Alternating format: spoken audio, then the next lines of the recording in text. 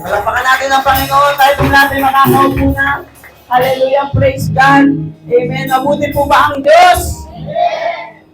Kung sinasabi mong mabuti ang Panginoon, sabi mo sa katabi mo, mabuti ang Diyos. Amen. Hallelujah. Praise God. Masaya po ba tayo? Amen. Mabuti ang Panginoon. Hindi siya umito, gumawa sa ating mga buhay. Amen. Sabi mo, ang kabutihan, ang tanda ng kabutihan ng Diyos ay naririto ka. Amen. Maraming Kristiyano hindi na kayang magpatuloy. Sa dami ng problema, pagsubok, tumalikod na lang sa Panginoon. Hello? Amen. Maraming Kristiyano, umayaw na sila sa labanan. Why? Because hindi na nila makaya. Amen po ba? Yung pagsubok, o di naman kaya hindi nila ma-give up yung sarili nilang kagustuhan. That's why they forgot to follow Christ. Tinalikuran na nila, kinalimutan na nilang sundan ang ating Panginoong Diyos. Pero ikaw at ako, sabi mo, mapalad ka. Nandito ka pa. Amen. At ngayon pong umagang ito, amen, tawag dito, Advance Merry Christmas. Amen. Hello. Amen. Tapos na yung ating Christmas party nung nakaraan. Nag-enjoy po ba tayo? Amen. Palakpakan natin ang Panginoon. Yung mga nanalo ng raffle dyan, congratulations. Amen. Maraming salamat po sa lahat ng sumuporta, nagdala ng pagkain, nagbigay ng paraffle. Amen. Yung ating ibang paraffle, again, dadalhin po natin sa anniversary at Christmas party sa Batangas. Suportahan natin as a mother church. So, suportahan po natin ang ibang mga churches po natin. Ang ating mami at daddy po ay nagpapaabot ng kanilang pangangamusta sapagkat sila po ay nasa Bulacan ngayon sapagkat doon naman po ang anniversary. Anniversary tuloy. Christmas party pala. Christmas party ng Bulacan at si GCFJTG Katmon. Amen. Pero, amen, bagamat, tayo, kung ba, ulila muna tayo ngayong Sunday. Ganun. Naniniwala ako nandito ang Diyos. Ang Diyos ang ipinunta mo. Sabi mo, ang Diyos ang pinunta mo. Amen. Palakpakan natin ang Panginoon. Amen. Bagamat namimiss natin ang ating mami at daddy, pero alam ko na may gagawin si Lord sa buhay mo. Sino excited? Pag hindi ka umasa, wala kang tatanggapin. Hello! Sabi ng Bible, sino mang nag-e-expect ay tatanggap, will receive. Kahit gaano kagaling ang preacher, kapatid. Kahit gaano kagaling ang nagpapaawit. Kung di ayos ang relasyon mo sa Panginoon, hindi ka makasasamba. Hello? Kahit gaano kagaling ang nagpe-preach, kung hindi ayos ang puso mo at ang puso ko sa Panginoon, wala kang makukuhang mensahe. Uuwi ka, hindi ka malakas. Uuwi ka, ganun ka pa rin. Kaya pwede po ba? Sa umagang ito, itapon po muna natin ang laman ng ating isip, itapon po muna natin ang laman ng ating puso, at hayaan nating mangusap ang Diyos sa ating buhay. Palakpakan natin ang Panginoon. Amen. Hallelujah. Alam niyo po mga kapatid, ang ating pag-uusapan, papamagatan po natin, meaningful Christmas. Makabuluhang Pasko. Sino dito maganda ang Pasko niya? Ang katotohanan, hindi lahat sa atin magse-celebrate ng magandang Pasko. Hindi lahat merry. Hello? Sapagkat yung iba, dumadanas ng problema, pagsubok, yung iba kakapusan ng budget, pero sa umaga pong ito ang gustong ituro sa atin ng Diyos kung ano talaga ang totoong kabuluhan ng Christmas. Pagtapos ng preaching na ito, amen, kung ikaw man ay nalulungkot, hindi ka na malulungkot dapat. Hello? Amen, hello? Kailangan ang faith mo, itong Christmas na ito, hindi magiging ordinaryo. Na hindi ito yung ordinaryong December 25. Hindi ito kagaya ng nakaraang Pasko mo. We want to be it more extra special. Nandiyan po ba tayo? At ngayong umaga po ito, pag-uusapan po natin ay ito po yung, kumbaga, we will refute, aatakihin po natin yung nakasanayan na, hello, sa panahon natin ngayon na ang Christmas po ay materialism lang. Hello? Andiyan po ba tayo? Na most of the people, ang essence ng Christmas sa kanila is about gift, about materials that they will be received. English yun. Hello? Nakakalungkot, ayon po sa survey, marami ang nalulungkot kasi tight daw ang budget nila. Diba? Totoo naman, nakakalungkot kung iisipin mo, naku, ano kayang ihahanda ko sa Pasko? Diba? Ang handa ko ay pansit, canton. Parang medyo malulungkot ka na kagad. Tapos nakikita mo yung iba, ang saya-saya nila. Napapanood mo yung commercial sa Jollibee. Hello?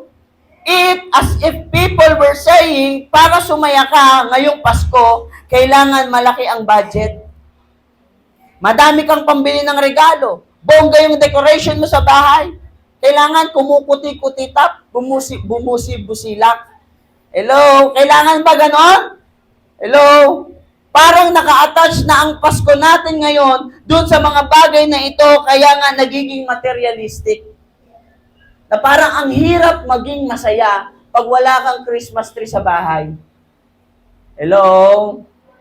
Kapag Pasko, lahat napaka-busy. Nagbibilihan ng mga regalo. Nasa mall, kaya traffic. Nagsha-shopping, naglalasada. Busy lahat, parang lahat, gastos ng gastos. Parang naging tuloy material lahat ng bagay kung pagbabasihan. Hello? Di ba? Parang yun na, doon na tayo eh. Yung tsatsaniin mo na yung budget mo. Ito, bilhin na ako sa Shopee para kay ganito, nakakahiya naman. Hello? Nakakahiya naman kung hindi ko bibigyan si ganito, si ganito, si ganyan, si ganito. Andiyan po ba tayo? Kaya ngayon, parang si God is bringing us back. Hello? Hindi lang parang talaga ngayon, ang Diyos, binabalik niya tayo. Hello? Kung ano gusto tayong ibalik ng Diyos, kung ano ang ibig sabihin ng Christmas. Hello? You know what? Those ways are not the ways to celebrate Christmas. Hello? It's beyond material things. Kaya kung gusto nating magkaroon ng makabuluhang Pasko, we need to gear away from the idea na in order para magkaroon tayo ng makabuluhang Pasko, kailangan meron tayo nito, meron tayo niyan. Hello? Meron tayong bagay. Alam mo yun, yung daming bagay na sinasuggest, wala na yan. Sabi mo, wala na yan. Ang Pasko mo ngayon ay hindi ukol sa material. Amen po ba? Hindi natin sinasabing mali lahat ng bagay na yan. Hello? Pero ang ibig sabihin po natin, hello, andyan po ba tayo? Kailangan nating maunawaan kung ano ang ibig sabihin ng Christmas. Hello? Ang tanong, paano kung wala tayong pambili, malulungkot ba tayo? Hello? Amen? Pababayaan na lang po ba natin ang Pasko natin na malungkot tayo? Hindi na ba tayo satisfied sa ating Christmas? Hindi ba natin may spend ng masaya ang ating Pasko? Na kapag tinanong tayo, kamusta ang Pasko mo? Sasabihin mo, okay lang, ordinaryong araw lang din. Diba? Hello? Pababayaan lang po ba natin na mangyari yon dahil wala tayong material na bagay na sinadjust lang ng mundo ito na kailangan na dapat meron tayo? Kailangan may ham? Ganon? Hello? Sabi ng Romans chapter 12 verse 2. Sabi dito, don't copy the behavior and the custom of this world. Kung ang mundo, sanay silang mag-celebrate ng ganon, sabi mo, Kristiyano ka. But let God transform you in a new person. By changing the way you think, then you will learn to know God's will for you, which good and pleasing and perfect. Hello? Sabi ng Bible, huwag tayong makiayon sa takbo ng mundo. Sa halip, hayaan nating baguhin ng Diyos ang ating pag-iisip upang maunawaan natin ang kanyang kalooban. Sa gayon, magagawa natin kung ano ang mabuti, kalugod-lugod at ganap na kalooban ng Diyos. Palakpakan natin ang Panginoon. Kaya ngayon po, babalikan po natin ang original setup ng Pasko. Hello? Sino gusto nun? Yung totoong Christmas. Kasi marami talaga eh. Gusto nila, bakasyon lang. Gusto nila, pag yes, Christmas na, may bonus na ako. Yes, Christmas na, may bakasyon na. Mahaba-haba itong bakasyon na ito. Hello? Yes, Christmas na, maraming pagkain. Yes, Christmas na, maraming Christmas party. Yes, reunion na naman. Hello, andyan po ba tayo? Yun lang eh, but we will gonna learn the original Christmas story. Hello? Alamin natin kung ano talaga yung nangyari ng Pasko. Hello? Doon natin marirealize na oo nga, doon sa original na Pasko ay napakalayo sa pagiging materialism. or commercialize. Sino gusto nun? Wala? Uwian na tayo. Gusto ba nating malaman yon? Para naman pag nag-celebrate ka, masaya ka. Palakpakan natin ng Diyos. Sabi mo nga, ang Christmas na ito ay hindi para sa iyo. Ito ay para sa Diyos.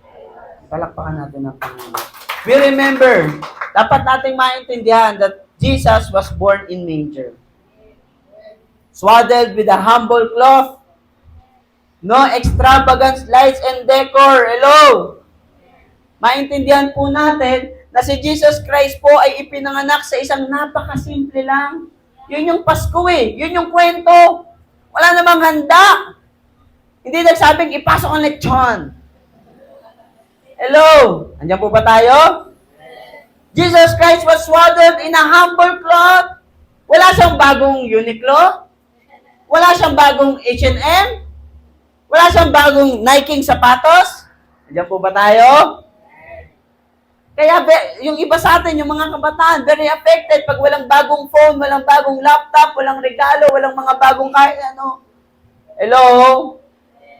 No extravagant lights and decor. Nung pinanganak si Jesus Christ, walang red carpet. Hello? Pero ang araw na yon ay napaka-espesyal. Agree?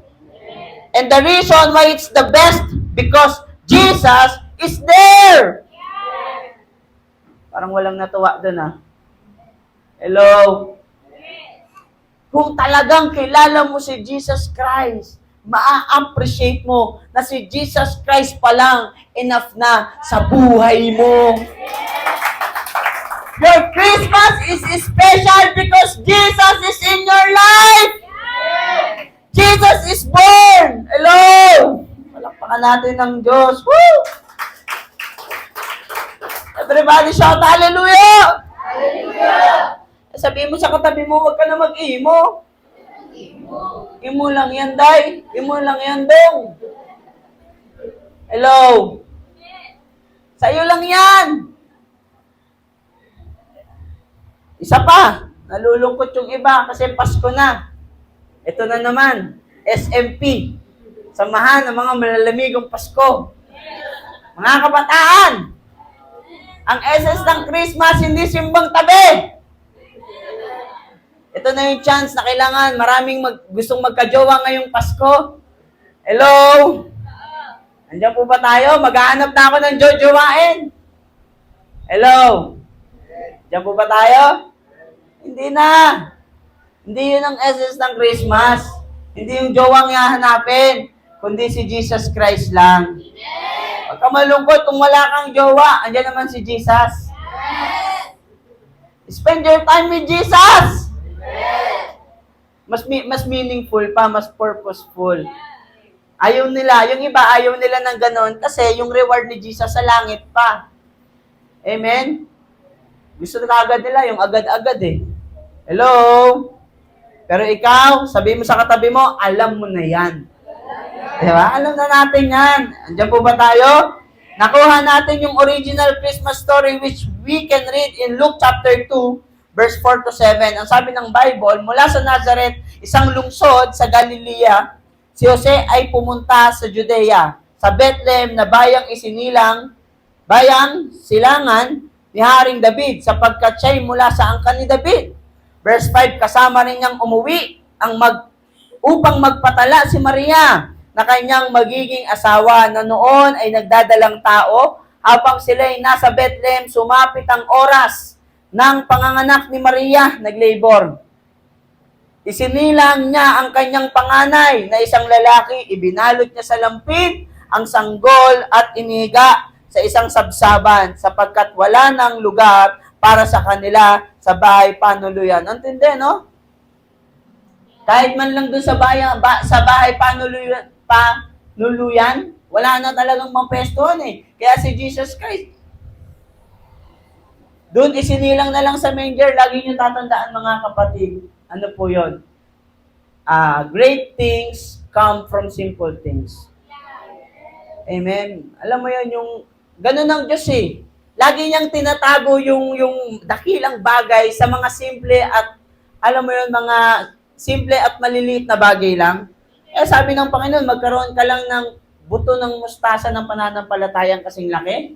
Mamumove mo na yung mountain eh. Ang hirap sa mga Kristiyano nowadays, kahit pananampalatayang kasing laki ng butong mustasa, wala. Hello? Kaya walang nangyayari sa buhay. 10 taon ng Kristiyano, ganun pa rin ang buhay.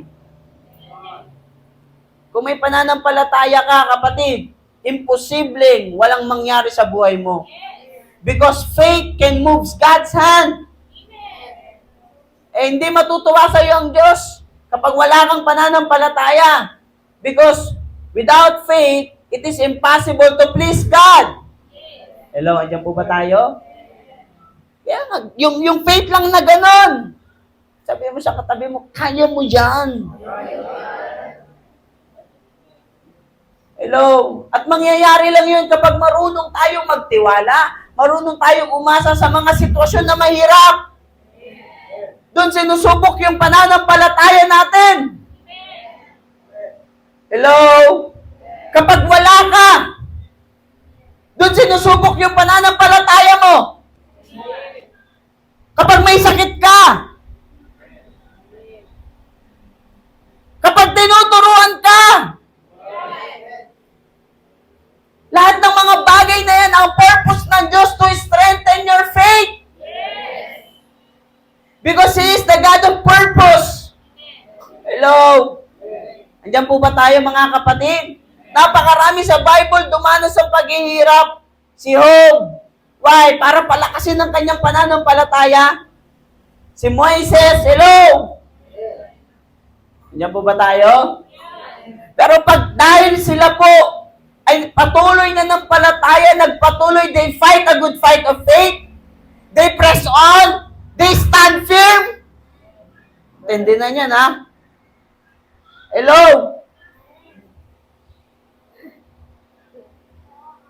Ano nangyari? Silang lahat nagtagumpay. Ano pare-parehas nilang tatlo? Even King David, bumagsak siya. Hello? Lahat ng mga yan bumagsak. Pero still, nagpaturo sa Diyos. Still, nagpatuloy sa Panginoon. Hello, anyan po ba tayo? Because He is the God of purpose. Pero lahat ng hindi marunong magpatuloy sa Bible, lahat ng hindi marunong magpaturo sa Bible, nasa langit na, sinisipa pa. Hello? Remember Satan, Lucifer? Hello? Nasa langit na, sinipa pa. Ganon kasaklap. Kaya wala tayong mapagmamalaki sa Panginoon. Sabi mo sa katabi mo, Merry Christmas. Amen? Hello? Yun yung unang dapat nating maintindihan na hindi tayo malungkot sa mga pagsubok na yan. Kundi ang purpose ng mga bagay na yan is strengthen ka, palakasin ka. Nang sa ganon, pag atake ng kaaway sa'yo, hindi ka magigiba. Palakpakan natin ng Diyos.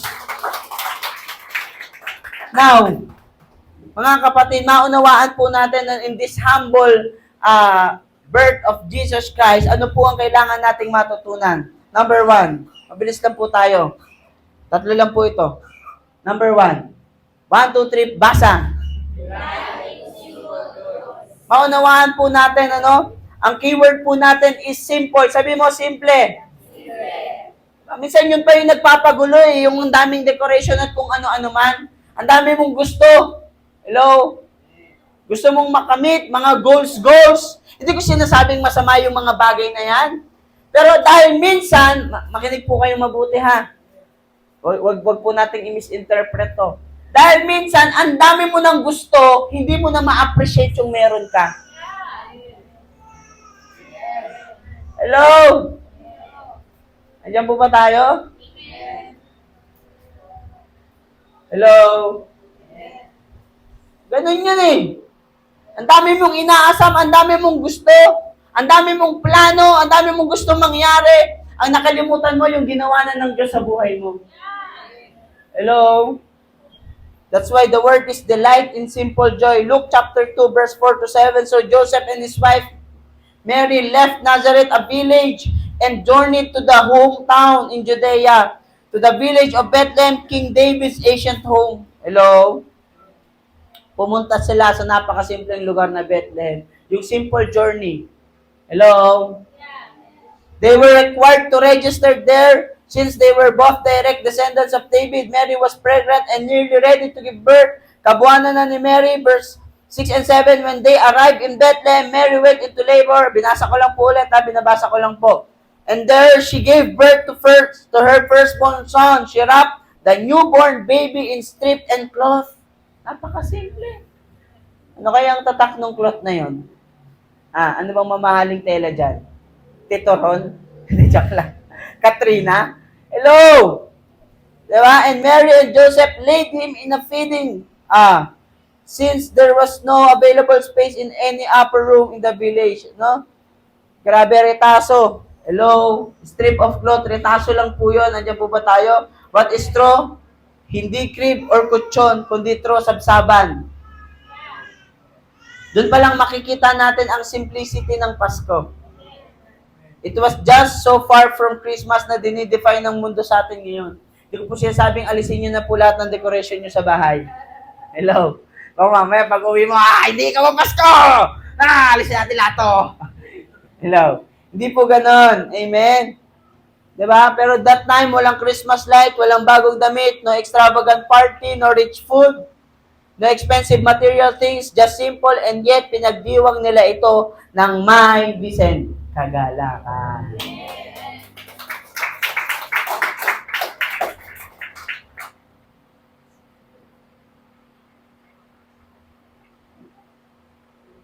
Mahirap yun. Mahirap yun.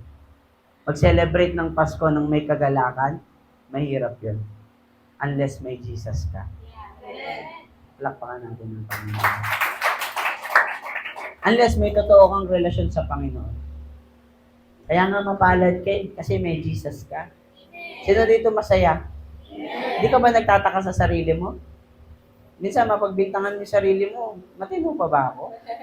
Ang dami kong problema, pero ang saya-saya ko. Hello? O tayo yung klase ng taong, ba't ganun? Okay naman trabaho ko. Okay naman yung pamilya ko. Bakit parang punong-puno ako ng bagabag? Punong-puno, hindi ako makatulog. Ang dami kong anxiety, ang dami kong iniisip. Simple lang kapatid. Baka hindi nagmamanifest ang Diyos sa buhay mo.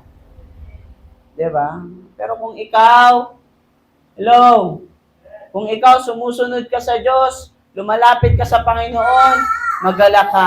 Amen? Palakpakan natin ng Panginoon. May worship leader na tayo. Amen? Amen po ba? Palakpakan natin ng Panginoon. Grabe, no? Nung pinagbulay-bulayan ko po ito, na-realize ko na oo nga, ang layo sa original Christmas. Diba? Totoo, iniisip natin yan, ano? Kaya nung pagtapos po natin itong pagbulay-bulayan, assist natin yung ating sarili. Baka masyado na tayong demanding. Ano kayang ireregalo sa akin ni Pastor Nico ngayong Christmas? Kaya ako po ito pinipurch eh. Wala siya ako regalo. Joke lang. Mungangan ako yung sama ko. Hello! Hindi, hello! Basta, mabuti ang Diyos. Amen? Palakpakan natin si Lord. Amen? May isip natin, assess natin, nainisip natin, kailangan, marami, alam mo yun, hindi naman kailangan maraming ganyan, ganito. Mahalaga, may Jesus tayo sa buhay. Ba? Nire-remind tayo ng Diyos na, anak, wait lang, ang kabuluhan ng Pasko ay merong Jesus sa buhay. Jesus in our home. Jesus in our heart. Hello? Jesus in our celebration. Yun yung essence ng Pasko. Yun yung kabuluhan ng Pasko. Palakpakan natin ng Panginoon. You know, habang ito po ay pag-isipan natin, habang ito po ay binubulay-bulay natin, isang bagay po yung matututunan natin, that the best things in life are not things. Intindi, no? Ayan na. 1, 2, 3, go! Diba? Hello? Yung mga magagandang bagay sa buhay ay hindi bagay. Ganda, di ba? Ang gulo mo, pastor ah. Nangaano ka eh. Why? Celebrate love? Hello? Celebrate life? Hello?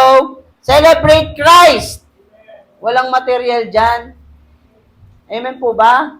Yung pagmamahal, yung buhay, yung kay Kristo, walang material dyan. Kaya totoo po ito. We don't need to have things to be happy. Hello? Hindi natin kailangan ng mga material na bagay para magkaroon tayo ng kompletong Pasko. Kahit konting handa lang, pwede na yan. Hello? Basta masaya. Hello?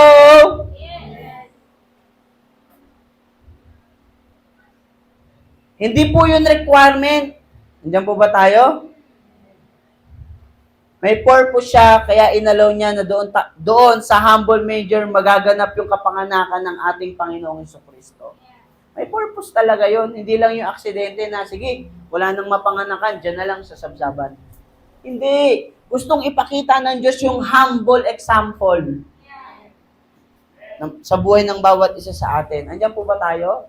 Again, the best things in life are not things. Money can buy a house, but not a home. Hello? Pwede tayong makabili ng bahay, pero hindi po ang tahanan. Yung home kasi yun yung lugar na secure tayo, nagmamahalan ng mga tao. Nag-uusap, nagkwekwentuhan, medyo nagkakatampuhan, pero nagmamahalan. Hello? Sabihin ko sa iyo, kapatid, walang makakapalit sa tahanan. Sa bahay mo, walang makakapalit yan. Hello? Magalit ka man sa nanay, tatay mo pa rin yan. Hello? Diyan po ba tayo? Spiritually home naman, magpalipat-lipat ka man ng church, bahay mo pa rin yan. Hindi ka pa rin matuturin, ampun ka lang. Hello? Nandiyan po ba tayo? Maintindihan po natin na kaya nating bumili ng bahay pero hindi ng tahanan. Palakpakan natin ng Panginoon. Nawa po, ma-reflect po natin itong mga bagay na ito. Money can buy a bed but not a rest. Bumili ka man ng Eurotex, 5% ako. Joke. Wala. Baka naman Eurotex. Bumili ka man ng Eurotex, di ba? Makabili man tayo ng kamang napakaganda at napakalambot, pero yung pahinga mo, hindi mo dun makukuha. Hello? Marami ang ganda-ganda ng higaan nila, pero hindi sila makatulog. Puyat, kaka-cellphone. Kaka-stress, ang daming iniisip.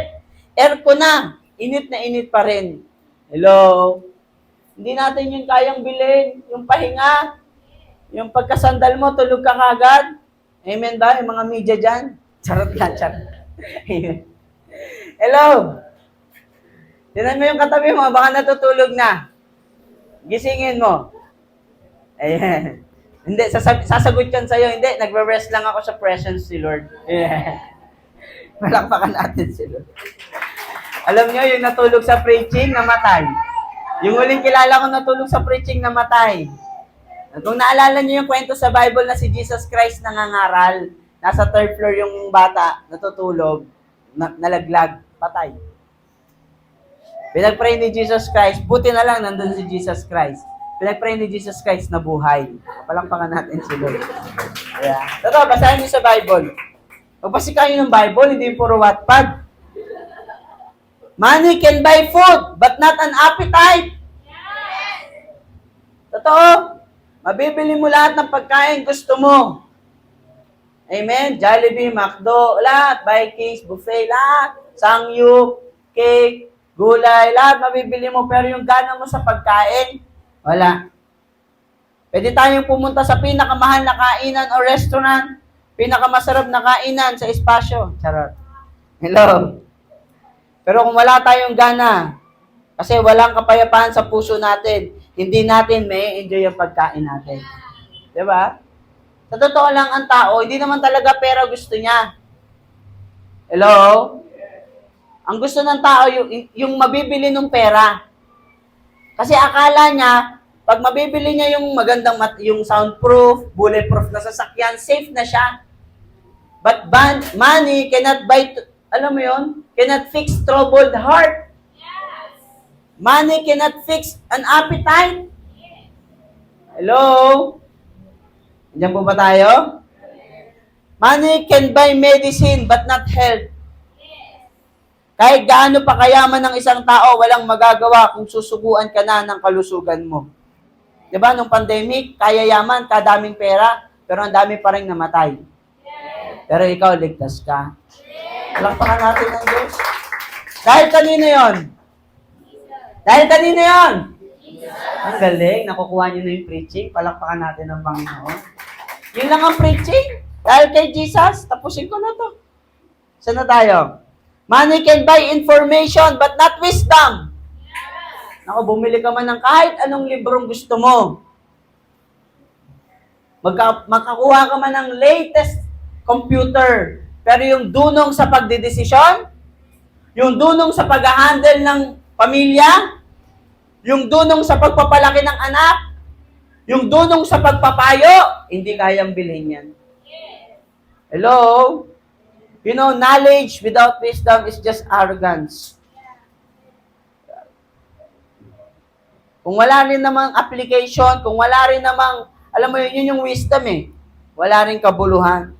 Yes, pwede tayong mag-aral ng mag-aral, ngunit iba yung karunungan na nanggagaling sa Panginoon. Talakpakan natin ng Diyos.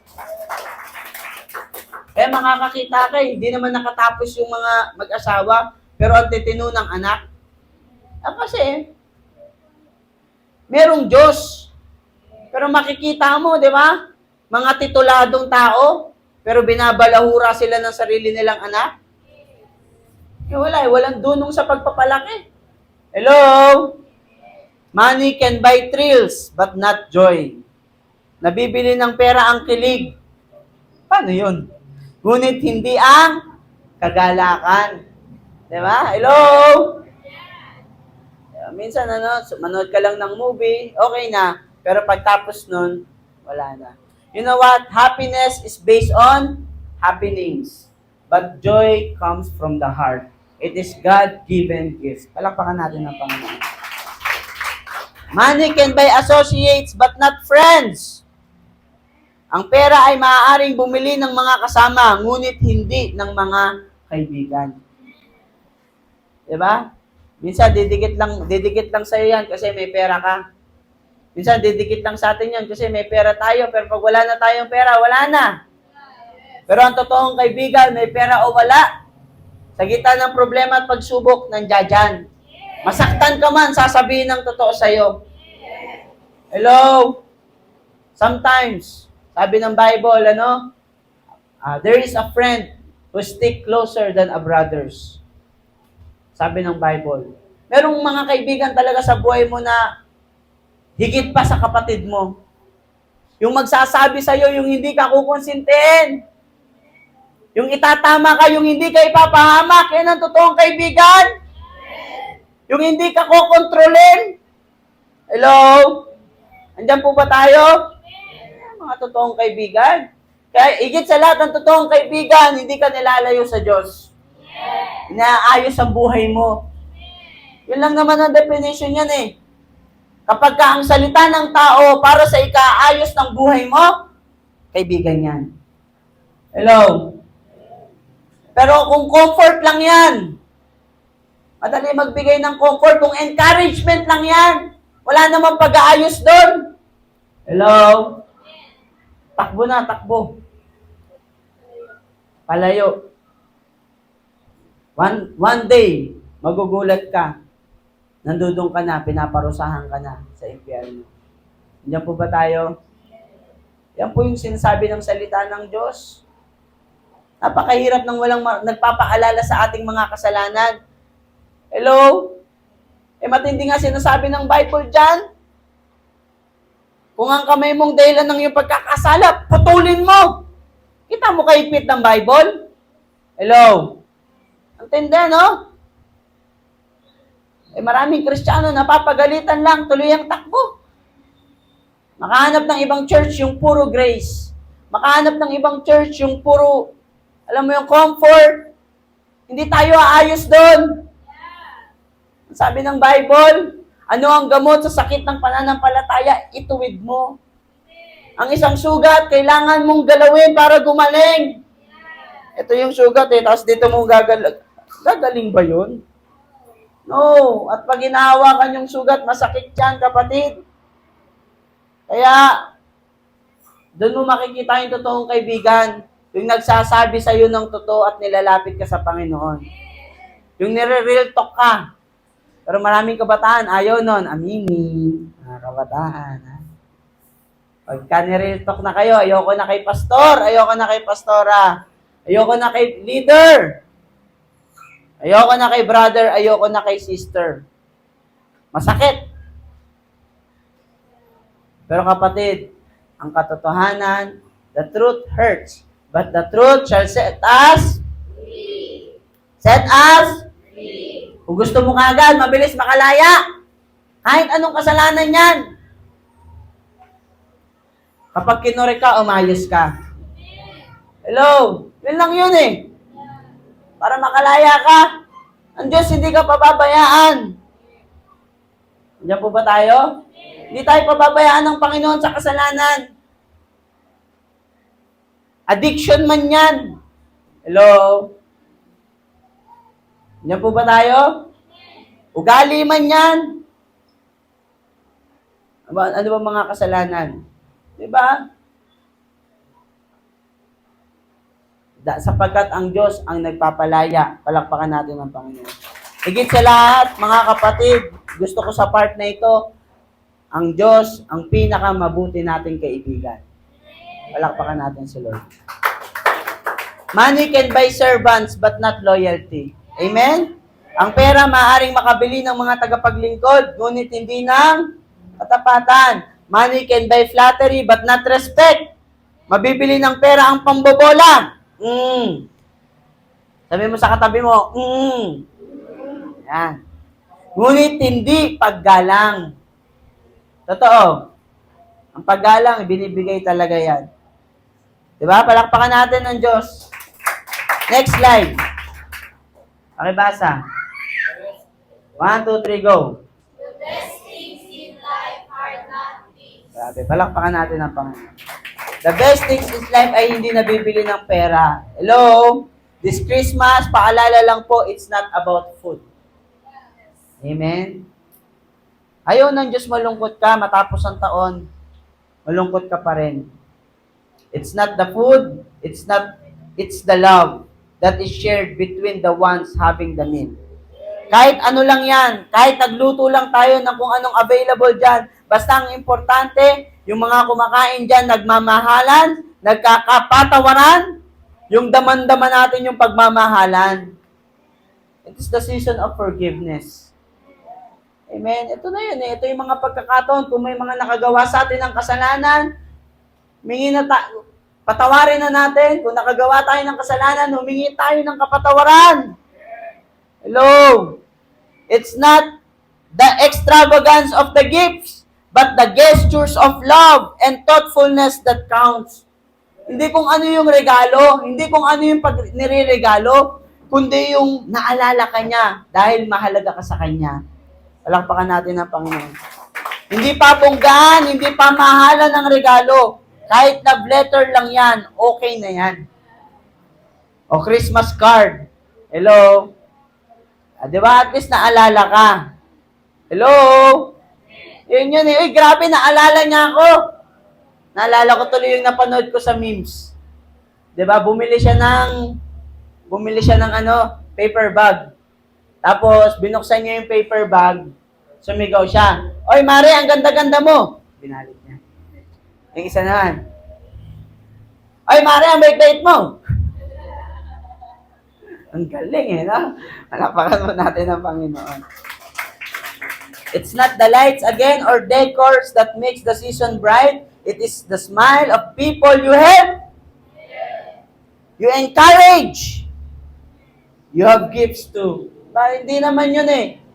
Hindi naman yung mga regalo, hindi yung dekorasyon, kundi yung mga na-encourage mong tao, yung mga napangiti mo, yung mga taong binigyan mo, tapos nakangiti sila, yun talaga yun, yung mga alam mong ginamit ka ni Lord para pagpalain sila. Palakpakan natin ng Diyos.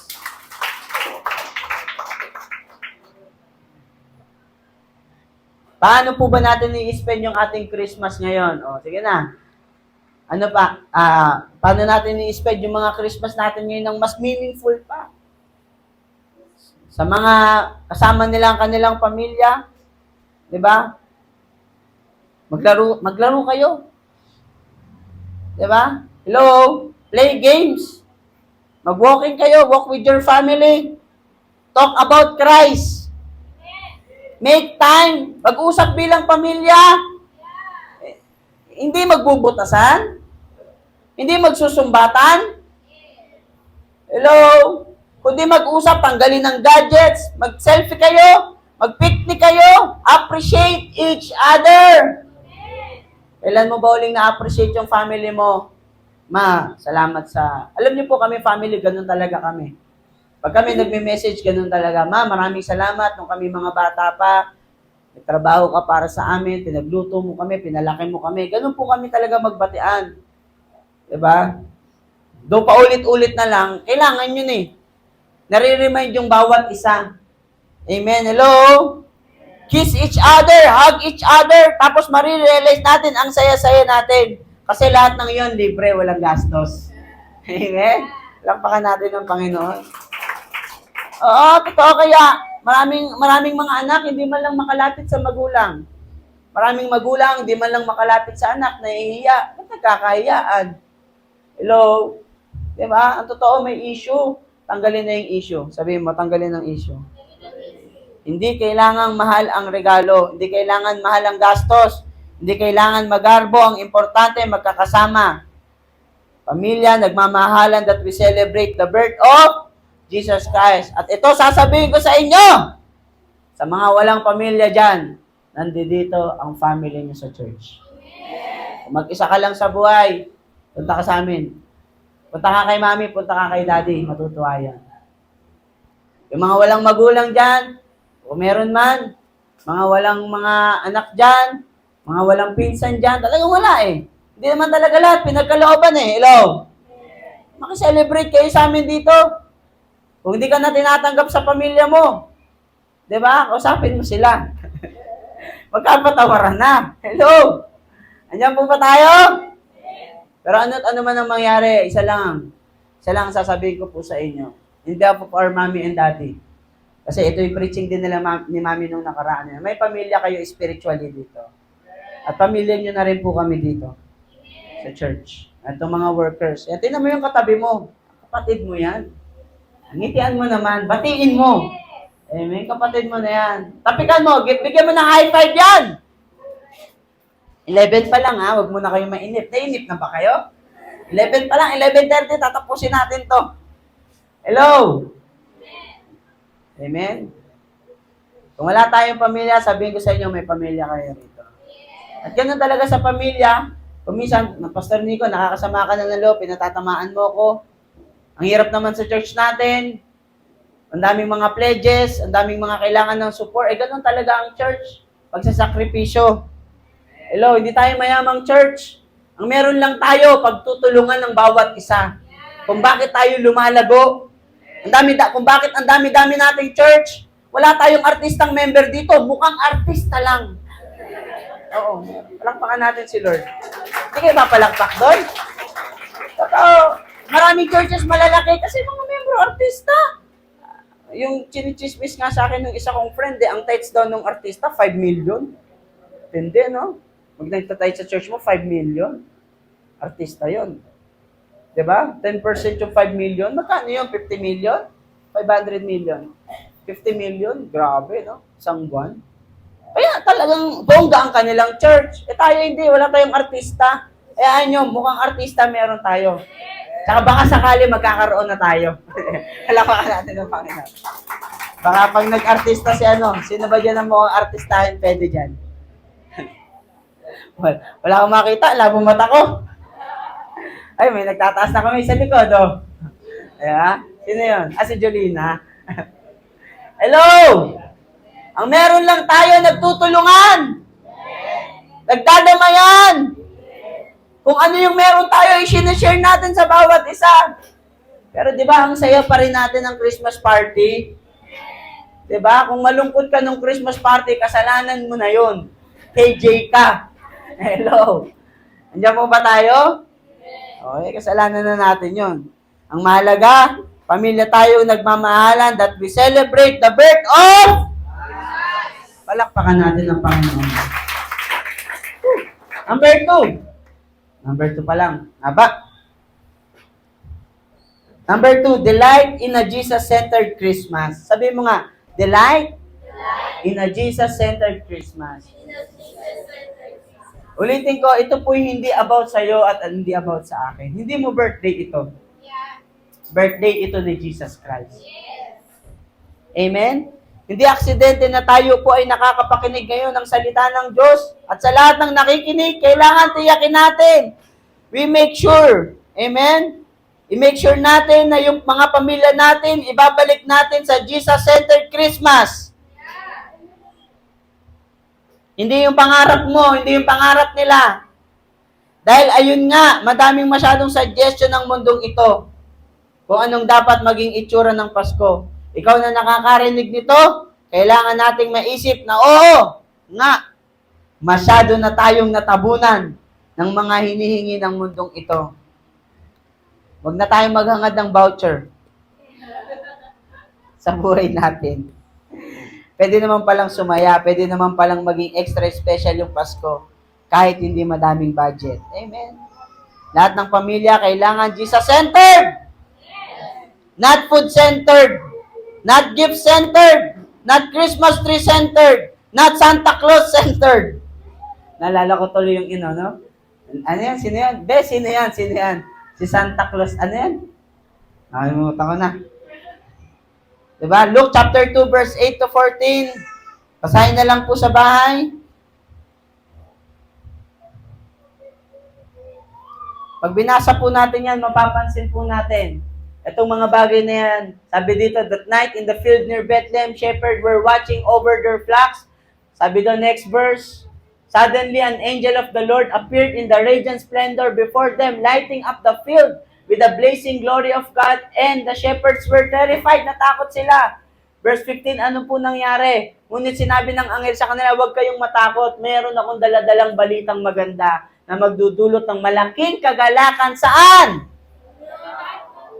Grabe sa lahat ng tao. Ano po yon? Verse 15, ipinanganak na si Jesus Christ, ang ating tagapagligtas. Palakpakan natin ng Panginoon. May suggestion po ako sa inyo. Sa darating na Pasko, pagkagising po natin, humanap tayo ng isang lugar. Pumunta tayo kung saan yung lugar na hindi tayo maaabala. Magsara tayo ng pinto, so may pinto yung lugar. Kumuha tayo ng notebook. Sa lugar na yun, may notebook dapat.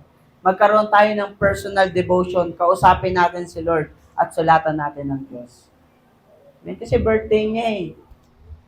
Gawa ka love letter kay Lord. Amen? 2.1, give Jesus one very special gift just from you to Him. Ngayong Pasko, dahil birthday ni Jesus Christ, ang dami mo nang naisip na re-regaluhan. Pinag-isipan mo kung kanino ka rin tatanggap ng regalo. Ang tanong ko lang sa'yo, naisip mo na ba kung ano ang ireregalo mo kay Jesus? Amen? Palakpakan natin ang Panginoon. Bigyan mo si Jesus ng regalo, hayaan natin maging personal ito at ikaw lang at si Jesus Christ ang nakakaalam. Let it be a sacrifice. Sabi mo nga, sacrifice. Sabi ni King David, 2 Samuel chapter 2 verse 24, I will not sacrifice to the Lord, my God, burnt offerings that cost me nothing. Hindi ako maghahandog sa Panginoon ng walang halaga sa akin. Yun ang sabi ni David. So kapag ikaw naghandog ka sa Diyos, sabi mo yung may kirot, yung masasaktan tayo. Church, Maybe yung regalo natin sa Panginoon ay magpatawad tayo ng taong ang tagal-tagal na, pero di pa rin natin napapatawad. Lord, pinapatawad ko na siya. Mahirap sa ating patawarin. Dahil Pasko ngayon, ang gift ko po sa inyo, patatawarin ko na si ganyan. Tapos ma-amaze ka na lang, yung gift mo pala kay Lord, ay gift mo na din para sa sarili mo. Kasi pag ikaw nagpatawad, grabe para kang nabunutan ng tinig. Hirap kaya yung may kagalit ka? Amen? Si Lord talaga, pag binless mo, mas i-bless ka niya. Palakpakan natin si Lord. Ano pa po yung pwede nating maging regalo? I-commit natin yung buhay natin pang araw-araw sa Lord. Lord, mula ngayong araw na ito, di na ako a-absent ng church. Magdi-devotion na ako, magpe-pray na ako. Magta-tithes na ako, Lord. Amen? Lord, yung regalo ko sa iyo ngayong Christmas, lalayo na ako sa kasalanan. Amen? Palakpakan natin si Lord.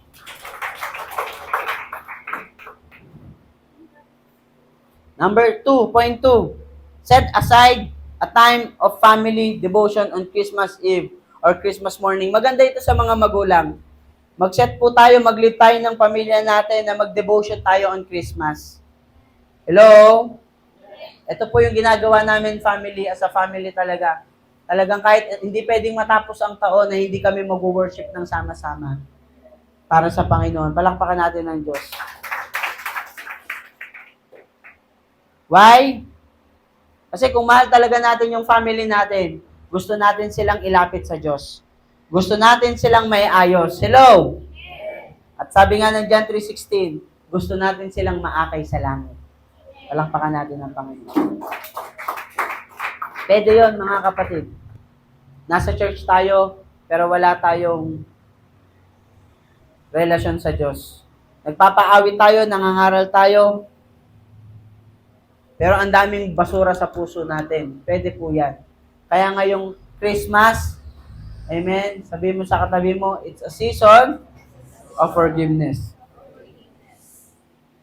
Kailangan natin iparealize sa ating pamilya, lalo na, amen, na hindi ang regalo kundi si Jesus Christ ang masigit.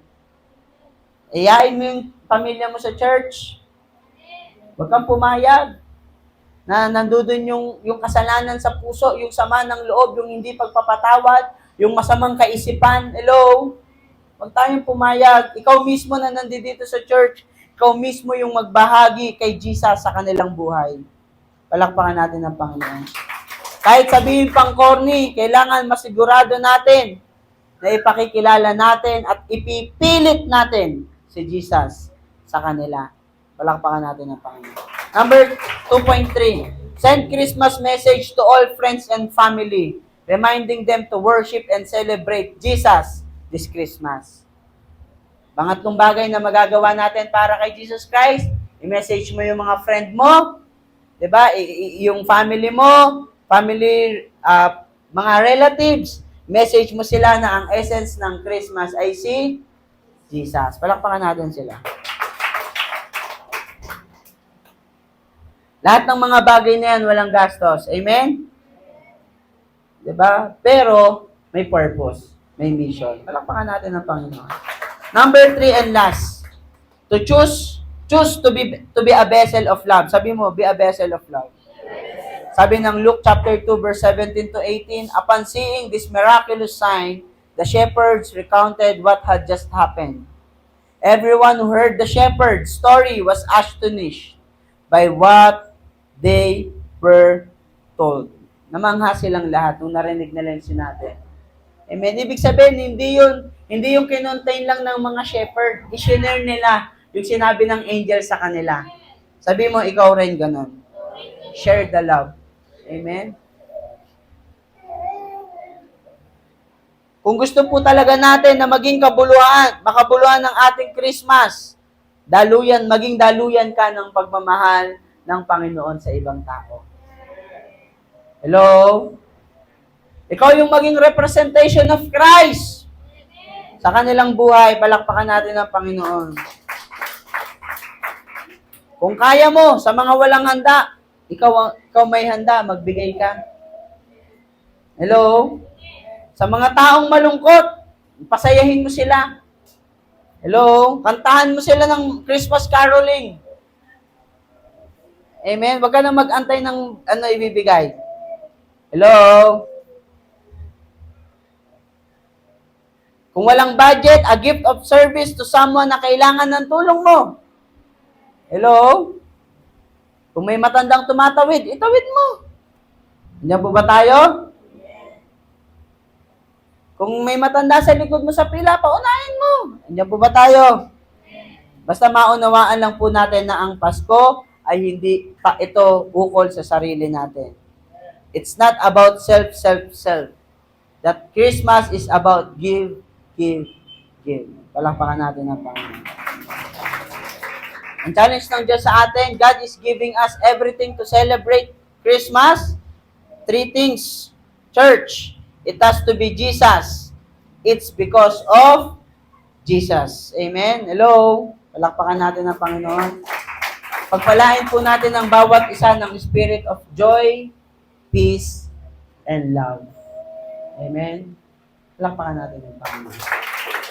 Naalala ko po yung isang kwento sa Bible that when Jesus Christ was born, dinalaw siya ng 3 hari, 3 spy. Minsan kasi ang style natin talaga, tayo pumupunta, tayo yung namamasko, humihingi tayo.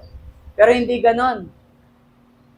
'Di ba? Ang sabi ng Bible, yung 3 hari, sila yung pumunta kay Jesus Christ, sila yung may dala-dalang regalo. Amen? Again, this Christmas is not about you and me. It's about Christ. Tayo pong lahat ay tumayo.